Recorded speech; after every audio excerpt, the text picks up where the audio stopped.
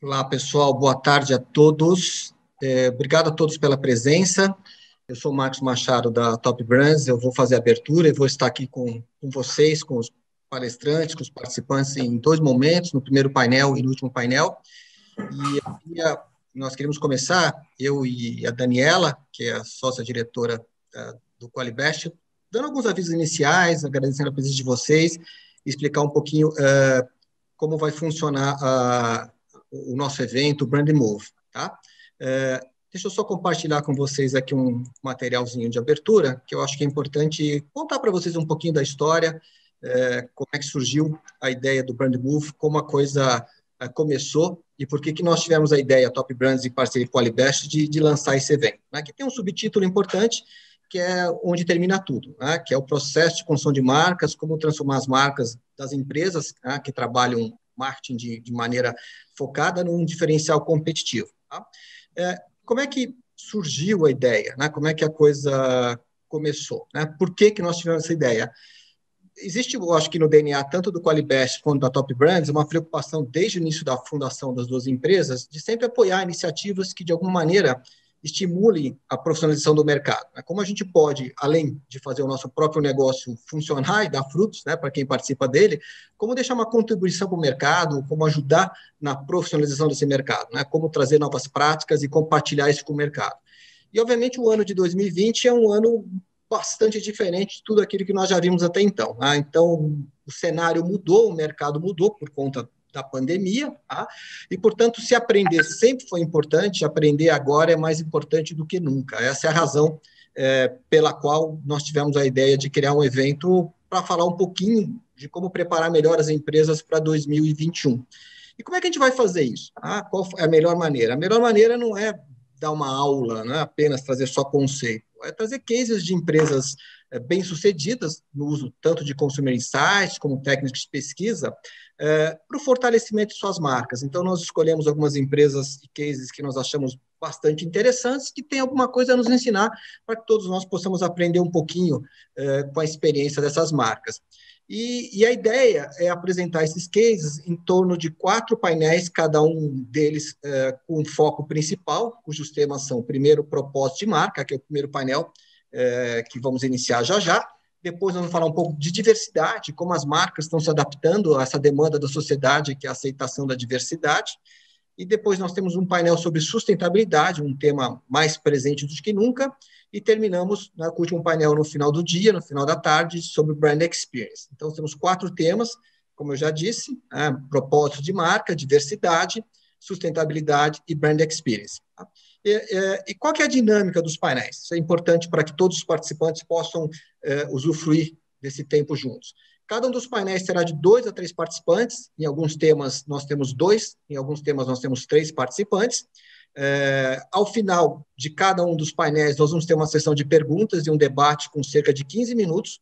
E aí, cada painel terá um moderador, e a função do moderador é tentar selecionar aquelas perguntas que aparecem com mais frequência, com mais pertinência, porque, infelizmente, costuma não haver tempo para que possamos responder todas, mas vamos tentar, na medida do possível, responder a maioria delas. Eu vou ser moderador junto com a Daniela desse primeiro painel, e nós pedimos que os participantes eles façam as perguntas por escrito. Tem um espaçozinho ali no Zoom, que é o Q&A, onde vocês podem digitar as perguntas, e ao longo do evento os moderadores vão estar selecionando e agrupando as perguntas para serem feitas ao final de cada painel. E um pouquinho, né, do Qualibest e da Top Brands, que são as duas empresas que estão criaram um evento, que estão organizando o evento. Eu vou falar da Top Brands, já eu passo a palavra para a Daniela, que vai falar um pouquinho do Qualibest. Tá?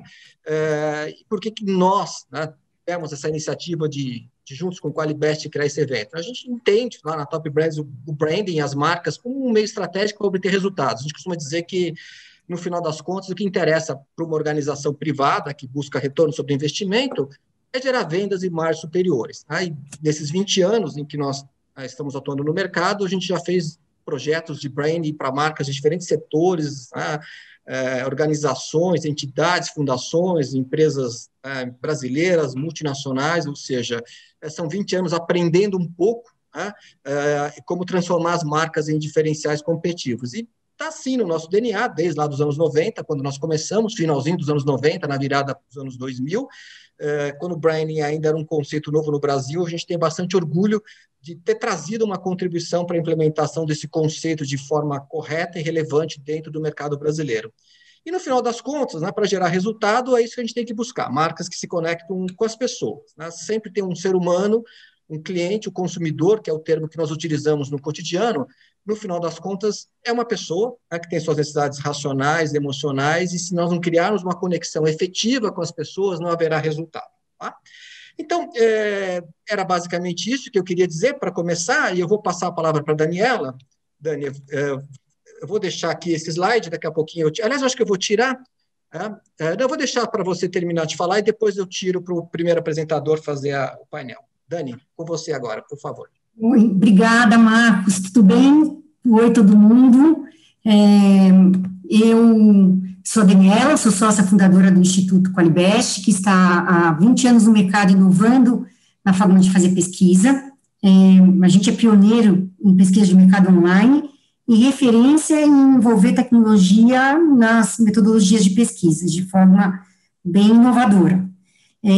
Há mais ou menos um ano, eu fiz um convite para o Marcos, da Top Brands, de fazermos juntos um estudo sobre um assunto que se torna cada vez mais relevante, o Brand Experience.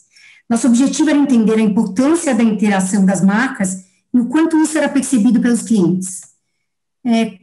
Conduzimos um grande estudo quali com o público final e especialistas, comunidades, entrevistas em profundidade, para depois desenvolvermos a etapa Quant, que aconteceria no ano de 2020. Aí veio a pandemia, e a segunda etapa do estudo foi adiada. Então, para não deixar o assunto morrer e criar uma experiência com nossos clientes, decidimos montar um evento para falar do tema. Brand Move é um evento para comemorarmos 20 anos das nossas empresas, e um evento onde nossos clientes contarão suas histórias de sucesso no palco. Nós aqui seremos apenas coadjuvantes. Estamos há 3 meses planejando o evento com muito carinho, e o resultado foi um número imenso de inscrições, e um time de peso para inspirar o mercado.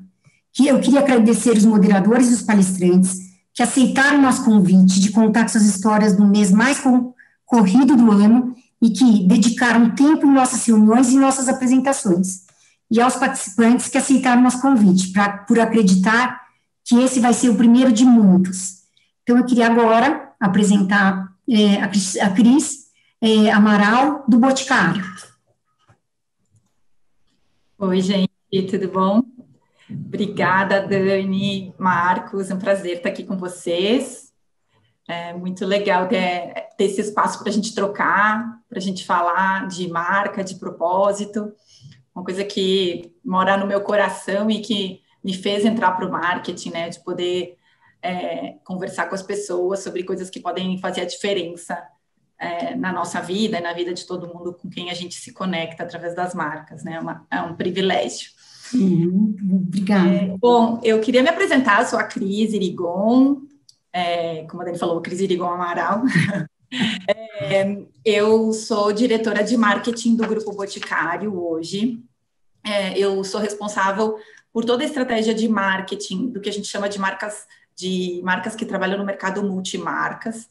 Então, são as marcas que não estão nas nossas lojas próprias, que é Boticário, Quentes Berenice, Eudora. São marcas que estão no mercado multimarcas. Então, hoje eu gerencio várias marcas em diversas categorias. Então, eu gerencio Vult, Australian Gold, BioOil, Nux, Siage para o mercado, que é uma marca de Eudora, mas que a gente leva para o mercado multimarca. O mercado multimarca são lojas como Farma, as perfumarias, os e-commerces, que vendem todas as marcas aí de beleza aí no nosso país.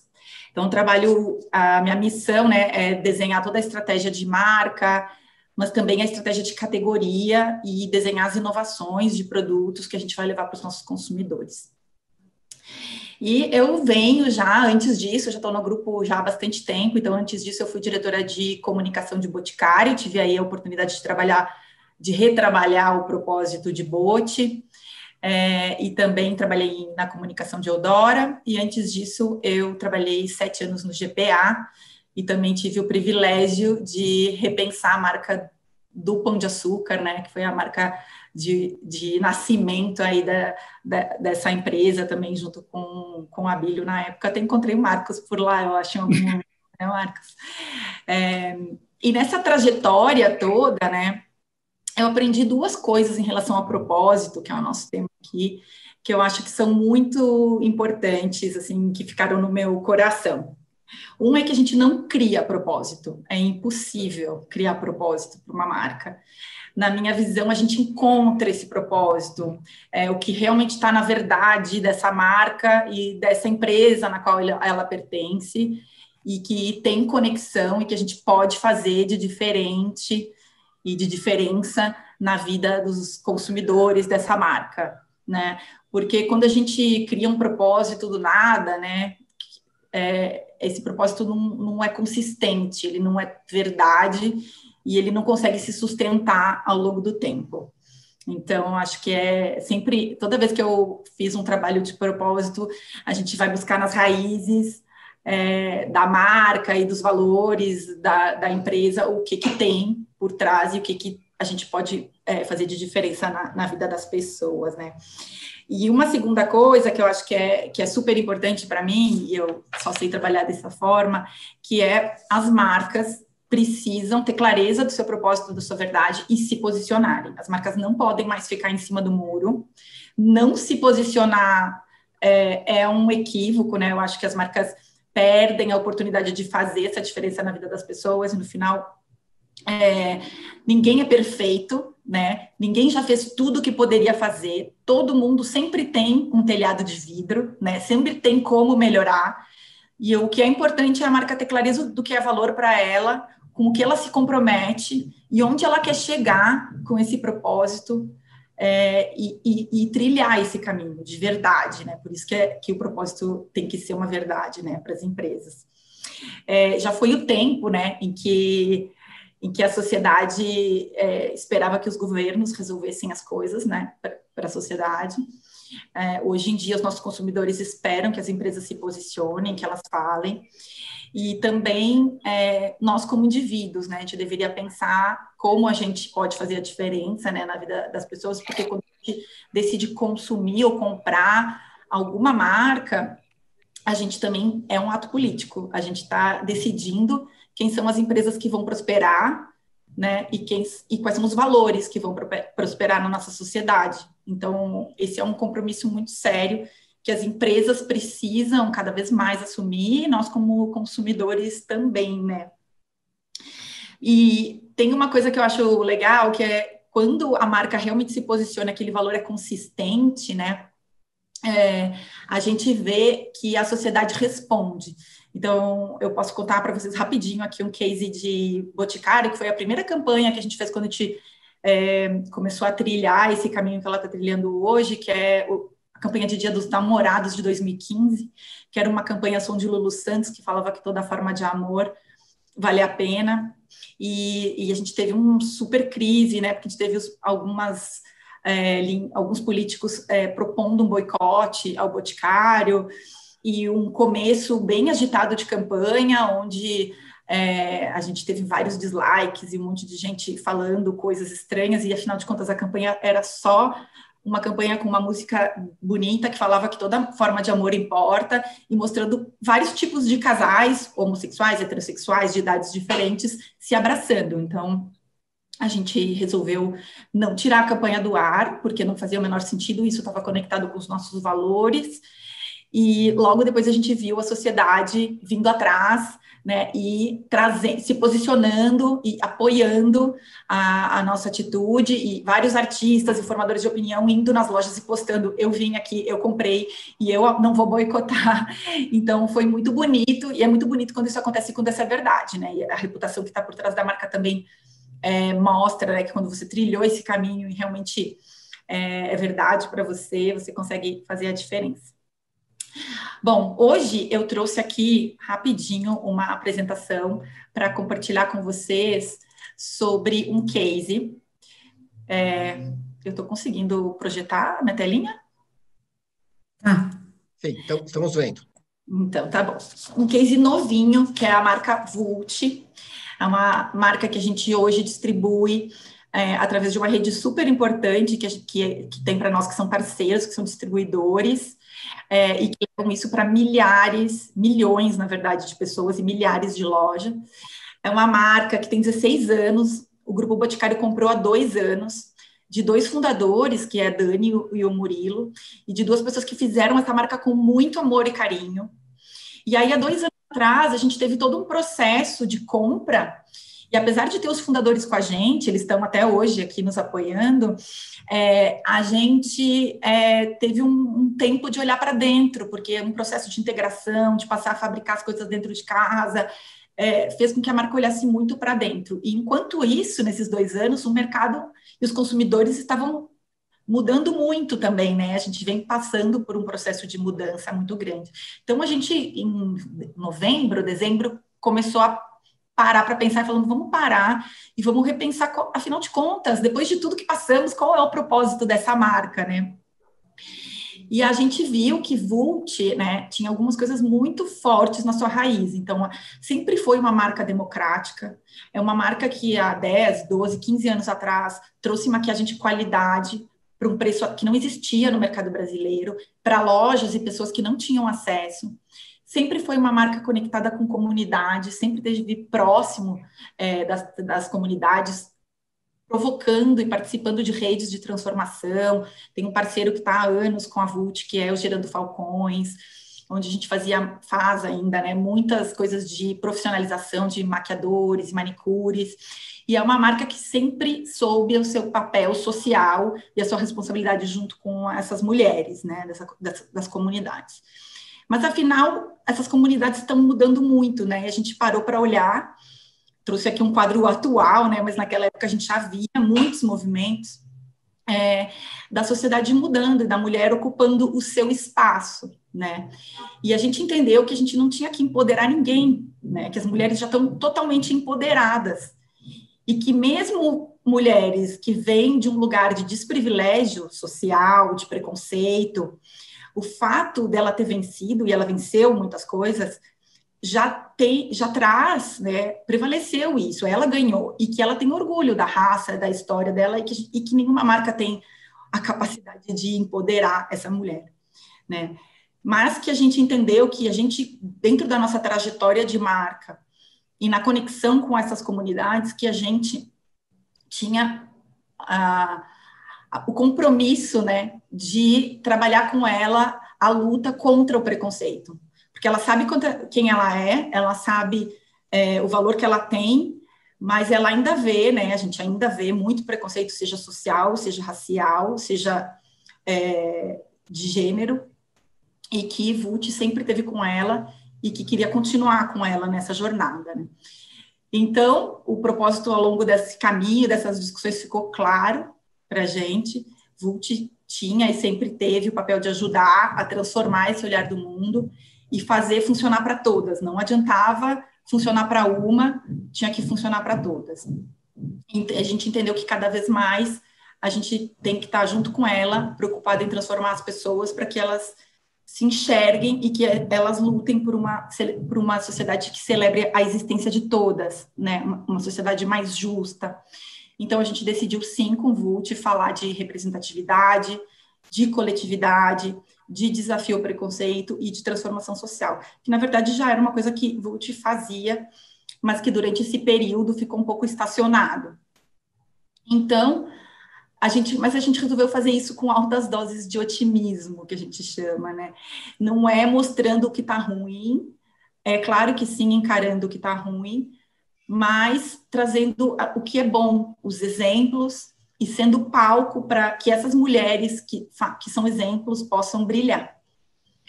E aí a gente começou do zero. Então, no começo do ano, a gente falou, nós vamos fazer um shooting, porque essa marca vai começar do zero, e nós vamos começar a pensar que imagem a gente gostaria de ser. E essas imagens, no mínimo, têm que ser representativas da sociedade.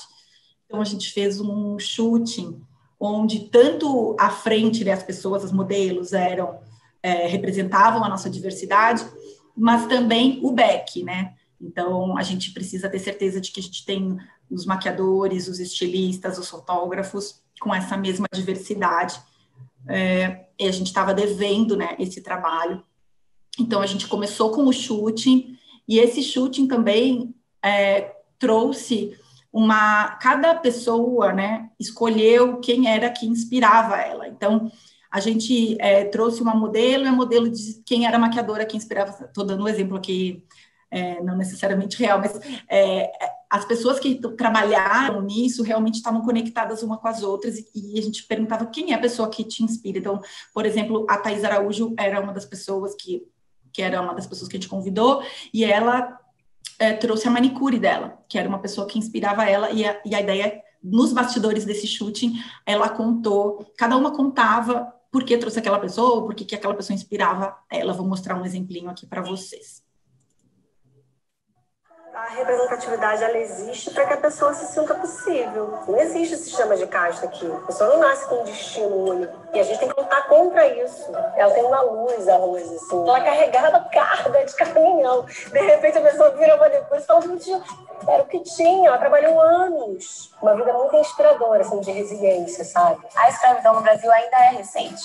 Um sistema que fecha as pessoas ali naquele ciclo de pobreza, de falta de referência. Então eu vejo a Thaís como uma referência. Como mulher negra, a gente precisa ver outras mulheres ascendendo. Ela traz uma coisa muito fresca, sabe? Além do fato dela ser super guerreira, batalhadora, isso tá muito em conjunto com a trajetória dela, né? Vamos transformar como as pessoas enxergam umas às outras, porque só vai funcionar para uma se funcionar para todas. E aí a gente traz esse conceito, né, de uma beleza inspirar a outra. Aqui tem mais, mas eu vou passar porque eu acho que eu estou passando do meu tempo. Amanda. E aí, em função disso, a gente foi transformando todas as nossas ações. Então, a gente, em produto, por exemplo, lançou mais 24 cores de bases para garantir que a gente tinha cores para todo mundo no Brasil. E a gente ajustou preço. Enfim, tem uma transformação enorme dentro da nossa cadeia. E, como eu falei, ninguém tem nada perfeito ainda, mas a gente está nessa jornada junto com as nossas consumidoras, a gente se comprometeu com isso e a gente está trabalhando nisso. A gente não sabia tudo o que ia acontecer nesse ano, né, em relação a esse assunto também, mas a gente fica feliz que a gente, como sociedade, também está falando sobre isso. Aqui a gente tem o que a gente chama de Inspira, Fit, Inspira, que são as ações sociais da Vult nas comunidades. Então, a gente tem workshops, enfim, uma série de trabalhos de formação. E tudo que a gente está fazendo, né, como eu falei aqui de produto, de preço, de ponto de venda, está conectado com esse novo propósito de Vult que a gente começou a falar aí no começo do ano. Então, era esse o case que eu tinha para contar para vocês. Estou aqui aberta para perguntas, se vocês quiserem. Cris, muito bacana, muito bacana. Tá bem legal o material. Eu vou agora, então, passar a palavra para a Tiana, da RAP, para ela contar o case dela. Boa tarde a todos. Daniela. Tirana, desculpa só interromper e dar um pequeno aviso. No final, a gente vai fazer perguntas tanto para a Tirana quanto para a Cris, tá? Então, só reiterando para o pessoal que está assistindo o evento, lançarem as perguntas aqui naquela abinha lá de baixo, QIA, tá? E aí, no final, a gente vai agrupar as perguntas. Desculpa, Tirana. Tá? Imagina. Obrigada, Marcos, Daniela, Cris. Um prazer estar com vocês, sobretudo dividindo um palco com outras palestrantes mulheres. Muito legal. Eu sou a Tiana, sou a diretora regional de São Paulo no RAP. Estou no RAP faz mais ou menos 5 meses, trabalhando muito no nosso posicionamento no mercado de São Paulo e no Brasil em geral. Vou falar um pouco sobre isso.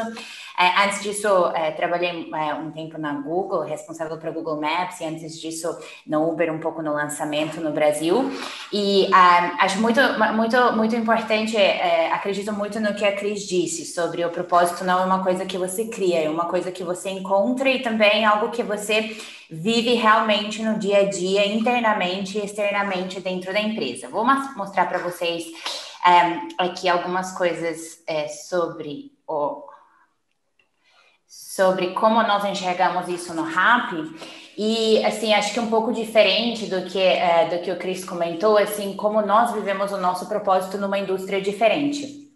Então, o Rappi, assim, é o primeiro super app da América Latina, né? E o nosso propósito é realmente facilitar a vida das pessoas. E um propósito complexo, né? Um propósito nada fácil de executar e também um propósito bem amplo, dizemos. Então, ele se transforma em vários, vários canais deste propósito, em várias linhas de negócio que a gente opera, né? Então, atualmente, a gente opera em 9 países da América Latina, com mais de 80 mil parceiros, mais de 250 mil de entregadores parceiros, e numa empresa que está crescendo já faz mais de 30 meses, num ritmo de 20%, mais de 20% mês a mês, né? Com alguns crescimentos, obviamente, ainda muito mais exponenciais do que isso, principalmente nesse último período, né? Que teve todo mundo em casa e, portanto, dependendo dessa indústria de delivery num grau muito elevado. Para a gente, assim, reforçar o nosso propósito internamente, de viver realmente o propósito da empresa, que é facilitar a vida das pessoas, a gente começa com os nossos princípios. Acho que isso é o que internamente primeiro reforça essa mensagem, que depois se transforma em como a gente trabalha com o ecossistema que faz parte da nossa plataforma. Então, a gente começa com o primeiro princípio, que é ser obcecado por nossos clientes e nossos parceiros, e entregar magia para eles sempre, em cada momento, literalmente, para qualquer coisa que eles desejem. Executar rápido, né? No mundo de hoje, isso é um impeditivo, um requerimento, né? Para uma marca que se posiciona como alguém que facilita a vida das pessoas. E acho que uma coisa que é realmente muito forte no Rappi, mas que é um pouco como a gente se relaciona realmente com os nossos parceiros e com os nossos clientes também, e pensar como dono e sonhar grande, sempre com uma mentalidade empreendedora. Então, realmente se posicionar, cada um de nós, numa disposição, assim, dizemos, absoluta para atender e encantar, seja os nossos parceiros que vendem produtos e serviços da nossa plataforma, seja com os nossos clientes, e ser, né, altamente ambicioso pelo bem coletivo, valorizando, obviamente, a diversidade e se divertindo, né, enquanto isso. E quando a gente fala desse propósito de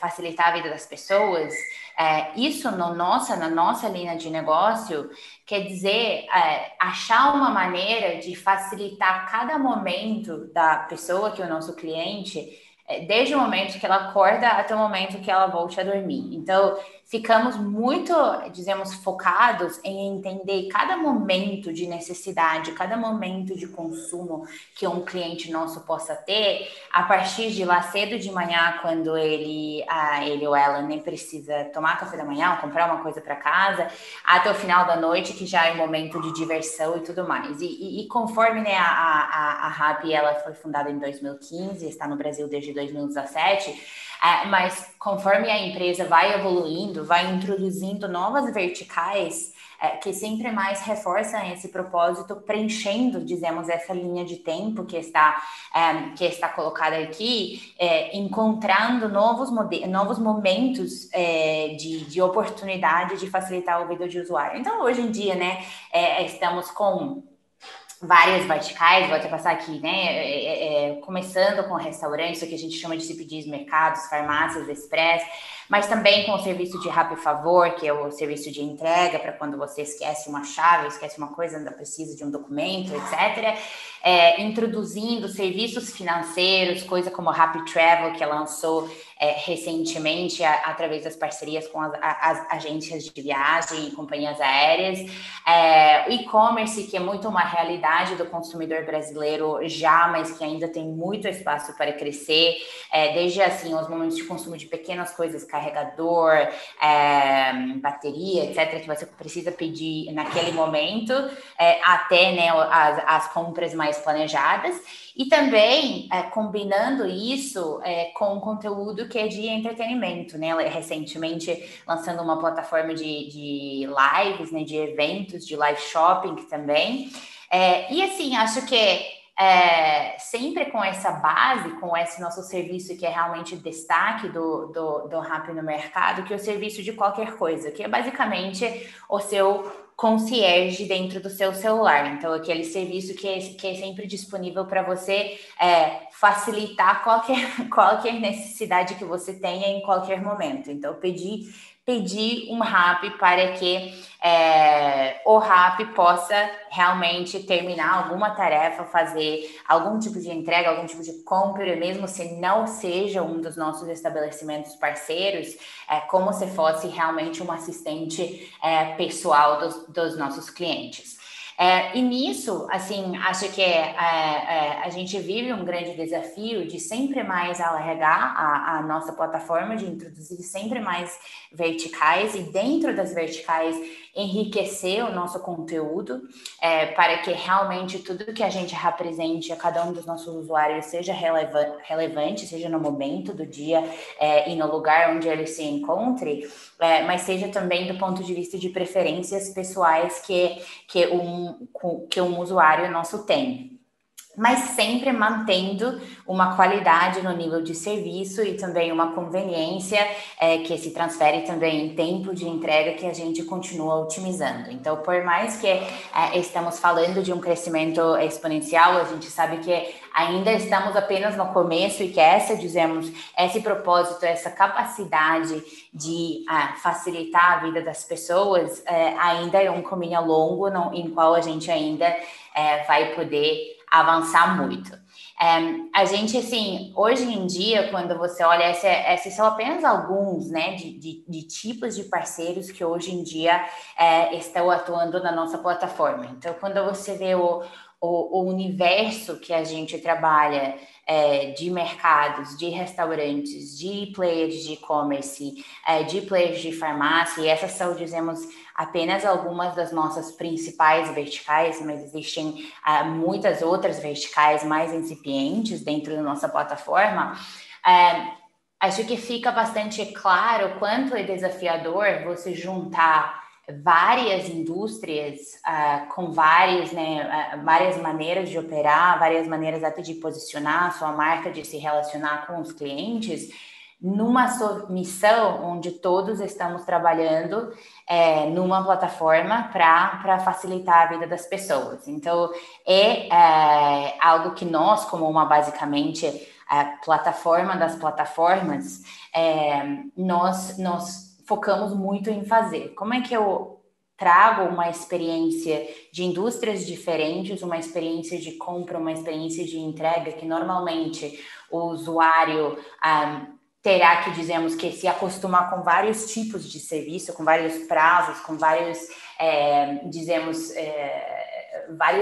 várias entregas diferentes, vários players diferentes com qual ele interage, numa sua experiência com qual ele ou ela sempre possa contar, né? Então, por isso que acho que é muito importante a gente continuar vivendo isso internamente e transportando externamente, quanto é importante a gente fazer esse layer intermediário entre todos esses players, todo o ecossistema, então estabelecimentos, a indústria, a logística e os próprios usuários, para que a gente continue melhorando e continue entregando essa oferta mágica para os nossos usuários. Né? E até uma curiosidade para o fim, né? Acho que às vezes assim as pessoas se surpreendem, mas até coloquei assim um ranking de algumas cozinhas mais, dizemos, populares na cidade de São Paulo, principalmente durante o período de pandemia. onde, assim, alguns se surpreendem, mas a nossa categoria saudável está apenas em 9º lugar, né? Mas durante a pandemia, principalmente, burger, japonês, pizza e comida brasileira altamente em destaque, e o saudável ficou para, né, agora, final do ano, para a gente se preparar para uma fase, esperamos, diferente. Pronto, e acho que assim, vou deixar depois o espaço para as perguntas também, pensando aqui no tempo, mas acho que assim, é muito, eu diria assim, para mim, né, como eu falei, assim, trabalhei já numa indústria que era realmente mais de conteúdo, trabalhei numa indústria que era mais de serviço, mas no Rappi acho que o que é mais mágico e ao mesmo tempo mais desafiador é você casar isso tudo e realmente poder ter essa proposta de valor de tudo para o usuário, né? Extremamente, assim, motivador e, ao mesmo tempo, extremamente desafiador você ser esse lugar onde o usuário realmente acha que possa encontrar tudo e resolver, dizemos, todas as suas pendências do dia. Então, assim, a missão e a motivação com quais, assim, acordamos e deitamos todos os dias. Tiana, muito bacana. Muito obrigada. Obrigada, Daniela. Obrigada pela presença. Então, agora eu vou chamar a Carolina da Coca para apresentar o terceiro case. Todo mundo me escutando, me vendo tranquilo? Que bom, tudo bom, pessoal? Eu vou projetar aqui.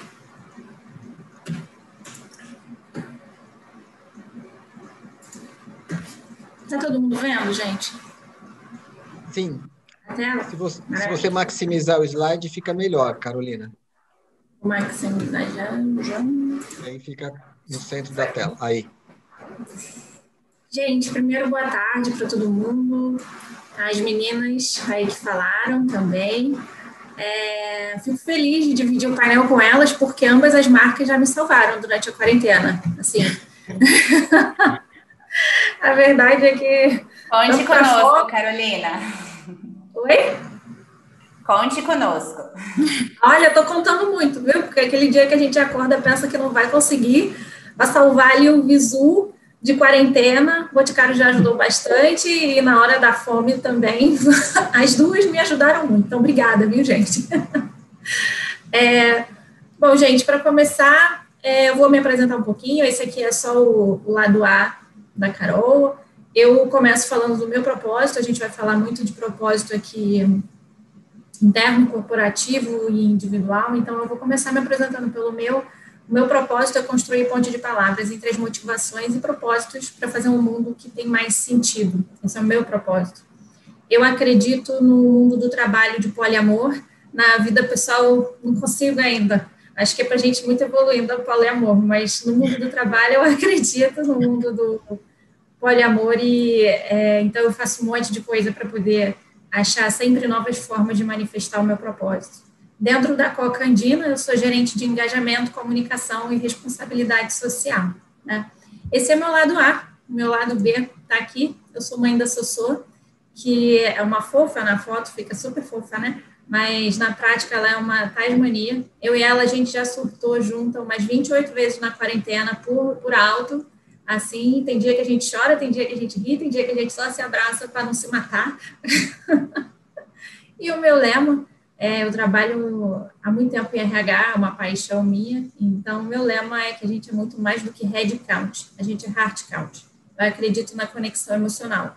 E a gente está falando aqui de propósito, que para mim é a principal força motriz para conectar emocionalmente as pessoas e as marcas, né?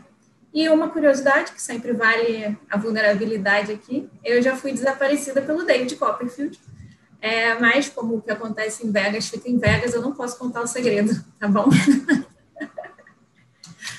Gente, para começar, eu sempre gosto de começar pelo porquê. Para mim, um grande mestre para mim foi o Simon Sinek, não sei se alguém aqui conhece o trabalho dele, ele tem TED, tem livro, e ele fala, comece pelo porquê. Ele tem essa teoria do Golden Circle, e ele fala que a gente, em termos de comunicação, em termos de comportamento, quando a gente começa pelo porquê, a gente consegue mover as pessoas.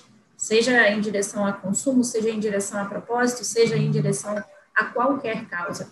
Eu também acredito nisso. Então, para falar de propósito para vocês, eu vou começar pelo nosso porquê. Por que a gente começou a falar de propósito, né? Qual foi o propósito do nosso trabalho de propósito na Coca Andina? E eu vou falar da parte interna, né?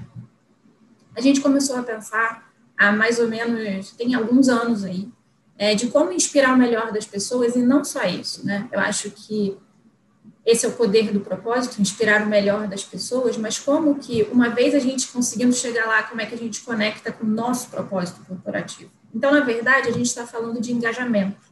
Por que eu estou falando de engajamento? Eu vou passar para vocês um pouquinho de como é que foi essa definição para a gente, essa trajetória. Eu gosto de case, né, gente, porque não é compartilhar teoria, é compartilhar aprendizagem prática. E principalmente agora a gente está construindo um avião no ar. Então eu estou aqui para dividir com vocês o que a gente aprendeu. Não quer dizer que está certo e errado. Inclusive eu agradeço sempre que alguém me sugere algum aprendizado nesse sentido. A gente começou diferenciando motivação e engajamento, porque a gente viu que as palavras eram próximas e as pessoas usavam elas acreditando que elas tinham sentido parecidos. E até tem, tá? Aqui é uma definição básica de dicionário, mas a verdade é que o que mais ajudou a gente foi a diferença entre elas. Enquanto motivação tem um sentido mais individual, do meu motivo por agir, ser, falar, por qualquer motivo meu, engajamento tem a ver a uma causa, a algo coletivo, a aquilo que me inspira, tem a ver com a consequência do meu ato. Então, a gente entendeu o seguinte, que se motivação é algo realmente individual e intrínseco, e é sempre bom diferenciar que eu não posso motivar ninguém, eu posso tocar, aumentar e direcionar a motivação, mas ela é muito intrínseca. Já engajamento é uma coisa coletiva. Então, como companhia, o que a gente tem nas nossas mãos? Direcionar motivação através de engajamento. E mais do que isso, a gente tem o poder de conectar motivações, seja entre elas, seja com o nosso propósito corporativo, tá? Fez sentido para a gente, deu uma luz, trouxe mais simplicidade para um conceito que às vezes pode ser complexo, mas ao mesmo tempo trouxe também desespero, né, gente? Porque, assim, só a nível Brasil, em termos de RH, eu tenho 8.000 motivações. Como é que eu faço para atingir corporativamente uma coisa tão diversa? E aí a gente recorreu a um estudo de Harvard super interessante, que fala sobre os 4 P's da motivação. Basicamente, eles reuniram aí mais de 20.000 pessoas entrevistadas para entender o que elas tinham em comum quando a gente falava de motivação. O que te inspira, o que te faz acordar melhor, feliz para ir trabalhar. Isso foi dentro das 50 empresas com maior índice de engajamento do mundo. É claro que não podia ser diferente, eles descobriram o principal P, que é o P do propósito. E eu sempre gosto de trazer aqui um exemplo, talvez algumas pessoas já tenham escutado ele, que é uma história real de quando o Kennedy foi visitar a NASA. Ele cruzou no corredor com um funcionário e perguntou para ele, qual é a sua função aqui? Afinal de contas, por que você está aqui? E o cara virou para ele e falou, eu estou aqui para levar o homem à Lua. Essa foi a frase que ele trouxe para ele. Ah, Carol, legal. Bom, fez sentido, afinal de contas, ele não estava levando o homem ao queijo, era a Lua, ele estava na NASA. Até aí, qual é a novidade da história? A novidade é que o cara era faxineiro, gente.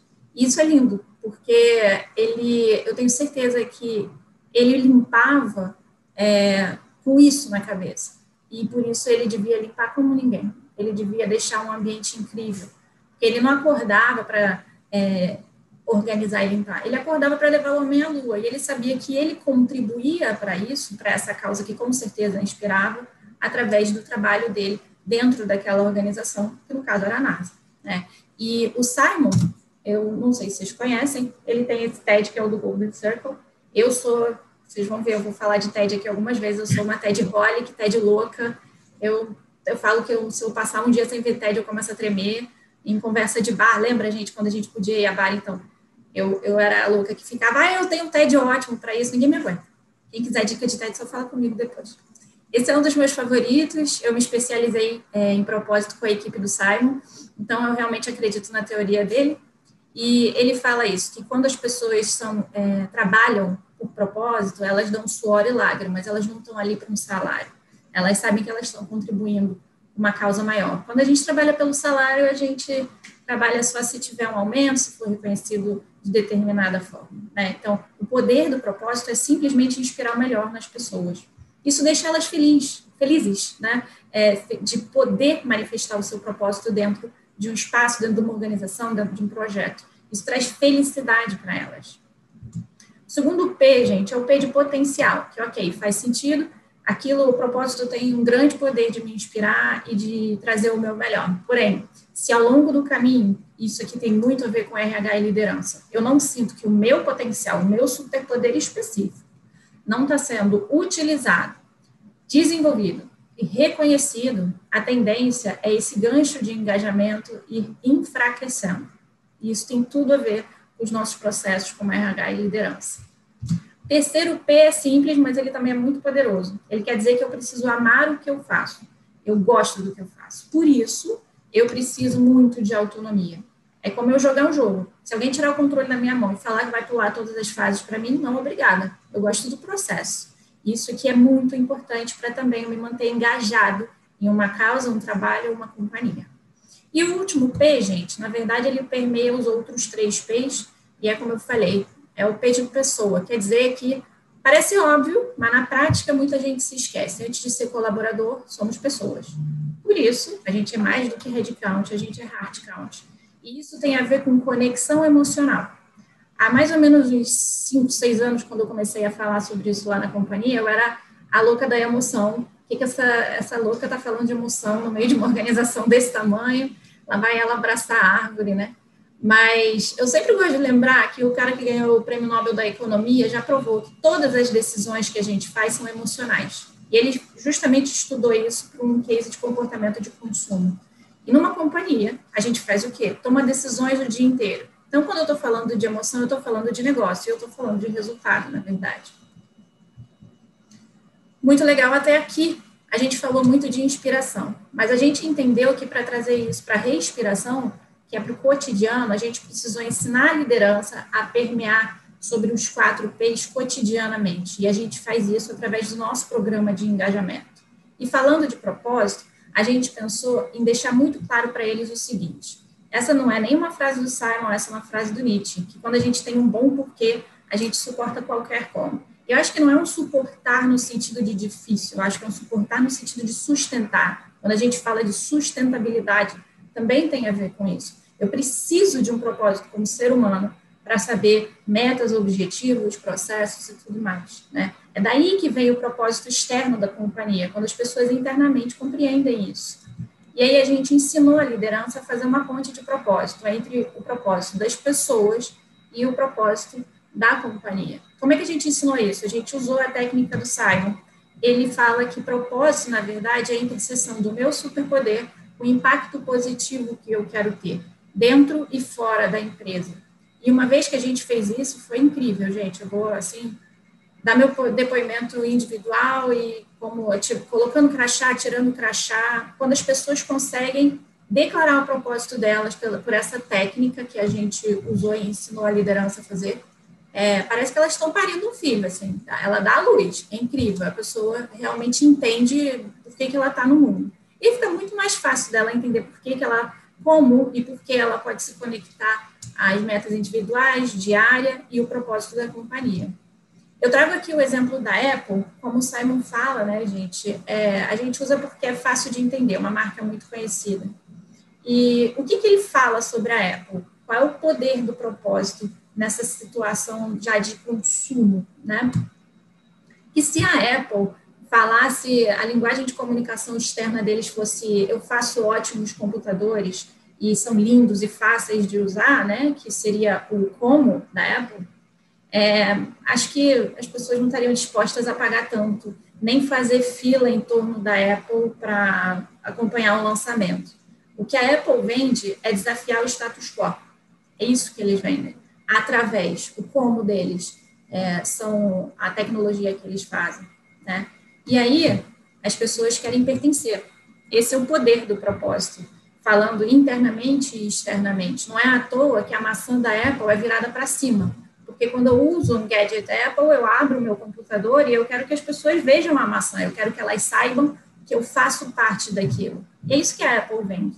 E o mais legal disso tudo, quando a gente volta para o mundo interno de uma companhia, eu estudei muito sobre as formas da gente fazer um propósito iluminar e de como que isso aconteceu na história de grandes corporações. E o Steve Jobs tem uma coisa muito legal, mas o que ninguém sabe é que o propósito pessoal dele era começar uma revolução. O propósito do Wozniak era empoderar o homem, que ele poderia ter o mesmo poder de uma companhia. E esse era o poder do computador individual, que na época nem existia. E quando eles somaram esse propósito individual deles, um de empoderar, né, e o outro de revolucionar, aí sim nasceu o propósito da Apple, que é mudar o status quo.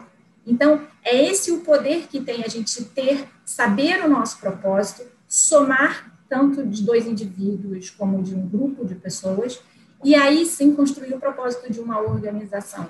A Apple acontece que eles fazem tecnologia, mas com esse propósito aí eles podiam fazer qualquer coisa, né? E isso vende qualquer coisa, de fato, para o consumidor. E tá legal no PowerPoint, né, gente? A prática, às vezes, é bem difícil. Eu costumo dizer, PowerPoint a gente bota tudo fica lindo, né? Mas é que, na verdade, dá um desespero, às vezes, com algumas pessoas. Eu trabalho muito com liderança, eu trabalho com RH há muito tempo, e, às vezes, é esse desespero da Carminha que dá. Às vezes, tem gente que a gente trabalha e fala, gente, isso aí só nascendo de novo, né? Eu estou falando aqui de propósito, a pessoa está em outro patamar, assim. Mas a verdade é que 1 a 1 vale a pena, e a gente tem que aprender isso aqui. Eu aprendi isso muito na prática, trabalhando com pessoas, né?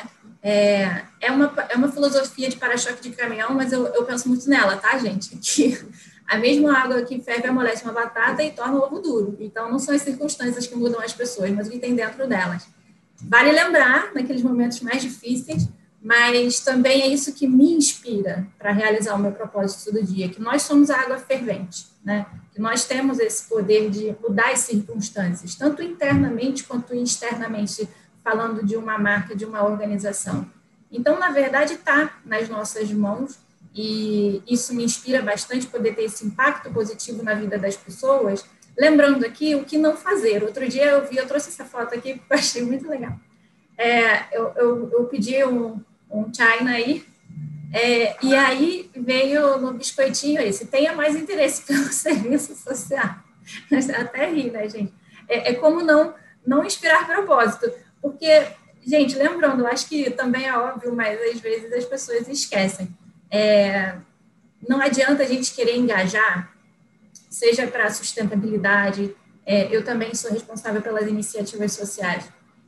Não adianta, faça isso, seja voluntário nisso, tenha mais interesse pelo serviço social, isso não adianta, gente.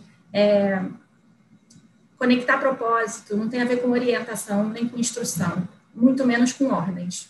Tem a ver com inspirar por uma causa, né? E isso é difícil, mas vale muito a pena quando a gente consegue fazer isso. E outro dia mesmo eu estava dando uma palestra para uma universidade grande, para os alunos, e eu falei para eles uma coisa que eu acredito, a gente estava falando de carreira, que, na verdade, contribuir para a sustentabilidade ou para responsabilidade social é uma causa individual. Quando eu sei o meu superpoder e eu decido impactar positivamente a vida de alguém ou o propósito de uma organização, eu estou exercendo a minha responsabilidade social. Responsabilidade social e sustentabilidade é muito além do que eu apoiar uma causa, um projeto de comunidade ou até mesmo um projeto ambiental. Vem daí. Quando eu realizo o meu propósito e escolho o meu impacto positivo, eu estou contribuindo para a sustentabilidade do mundo inteiro, tá, gente? Então, esse é um último convite que eu faço a vocês, encerro aqui. Essa é a minha Tasmania, sou num dia aí de quarentena que a gente provavelmente estava vendo Peppa exausta no fim do dia, mas eu trouxe para mostrar para vocês que isso é tão importante para mim que eu tatuei, né?